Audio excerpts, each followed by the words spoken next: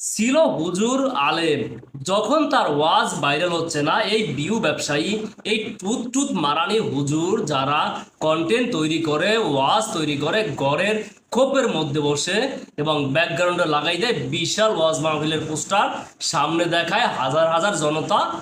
এই tooth tooth মারানি এই content creator বক্তাদের যখন ওয়াজ ভাইরাল হয় না, ইনকাম হয় না, তখন এরা পাগল ছাগল হয়ে ভাইরাল হওয়ার জন্য টিকটকার হয়, এই কালা চুলকে গু কালার বানিয়ে ফেলে যাতে সে ভাইরাল হয়। আর একটু পর সে এসে বলবে আমার ভুল হয়েছে, আমাকে ক্ষমা করে দেন, আমি আবার আগের জায়গায় ফিরে আসি। সবাই রোদে অতিষ্ঠ, আর হিটাবার নতুন তথ্যে সবাই মর্মাহত। যাই হোক ভাই, কেয়ামতের আর বেশি দেরি নেই। আলেম সমাজের যে অধপতন, এটা থেকেই বোঝা যায় যে কেয়ামত অতি সন্নিকটে। আমরা জেনেছি যে কেয়ামতের আগে সূর্য মাথার কাছে চলে আসবে, মনে হচ্ছে যেন সেটাই এখন হচ্ছে। এই যে রোদের যে তাপ, মনে হচ্ছে যে বাইরে বের হলেই গাটা পুড়ে যাচ্ছে। ভাই, মিলছে তো? আবার এদিকে আলেম চুলকে গো কালার বানিয়ে সে নায়ক হতে যাচ্ছে, এবং সে বাংলা সিনেমা ইন্ডাস্ট্রিকে 500 বছর আগাই নেবে। গোয়া মারা, ওইটাই, যেটা বলছেন ওইটাই। আমি যদি নায়ক হই তাহলে বাংলাদেশের ফিল্ম ইন্ডাস্ট্রির জগৎ 500 বছর আগায় যাবে শুধু এখানে আমার মাধ্যমে। এই ভাই লোক দেখেন, এই ভোগার পুত কি বলে, সে নাকি বাংলা ইন্ডাস্ট্রিতে নায়ক হবে এবং বাংলা সিনেমার ইন্ডাস্ট্রিকে সে 500 বছর আগাই নেবে। ছিল হুজুর আলেম, যখন তার ওয়াজ ভাইরাল হচ্ছে না, এই ভিউ ব্যবসায়ী, এই টুথ টুথ মারানি হুজুর যারা কন্টেন্ট তৈরি করে, ওয়াজ তৈরি করে ঘরের খোপের মধ্যে বসে এবং ব্যাকগ্রাউন্ডে লাগাই দেয় বিশাল ওয়াজ মাহফিলের পোস্টার, সামনে দেখায় হাজার হাজার জনতা।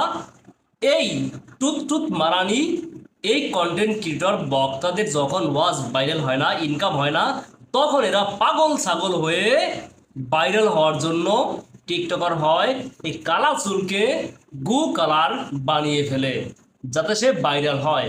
আর একটু পর সে এসে বলবে আমার ভুল হয়েছে, আমাকে ক্ষমা করে দেন, আমি আবার আগের জায়গায় ফিরে আসি। তো তার কাহিনী ওকে, এবং তার ভাইরাল হওয়া ওকে।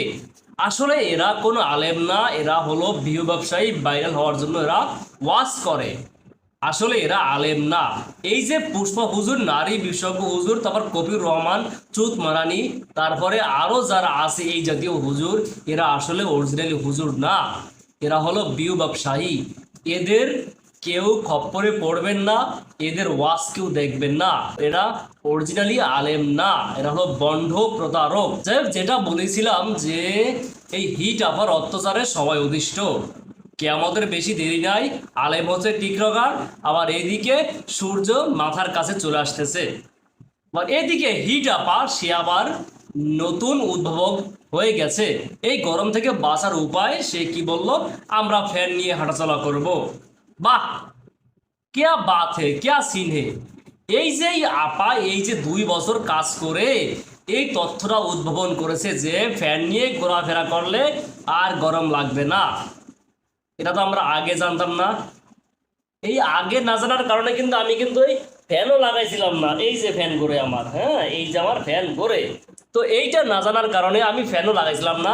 আজকে তার এই নিউজ দেখে আমি এই ফ্যান লাগাই, যে ফ্যানের নিচে বসলে তো গরম লাগবে না।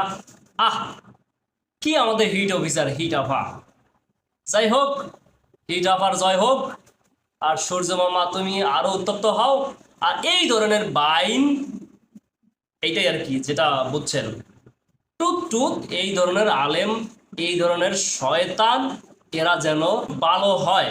এরা ভালো হবে না, যতই সমালোচনা করেন, যতই রোস্ট করেন, এই সব দুচির ভাই, এরা কখনোই ভালো হবে না। এরা আসছে ভিউর জন্য, এরা আসছে ইনকামের জন্য, এরা মূলত ইসলামের জন্য আসে না। এদেরকে ভাই জনগণ পিটায় না কেন, ধোলাই দেয় না কেন, যেখানেই পাবে এদের উচিত একদম, মানে ছাগলের কান ধরে যেভাবে টানে, এইভাবে কান ধরে টেনে নিয়ে উত্তম মধ্যম দেওয়া। যাই হোক, বেশি কিছু বললে আবার এদের কিছু উত্তরসূরি আছে, এদের কিছু মুরিদ আছে, এরা আবার কমেন্টে এসে সামাজিক কাজ শুরু করে দেবে। হ্যাঁ, আবার মেসেঞ্জারে এসে আবার এদের যারা মুরিদাররা আছে, তারা আবার আইসা মানে অনেক লেকচার দিবে।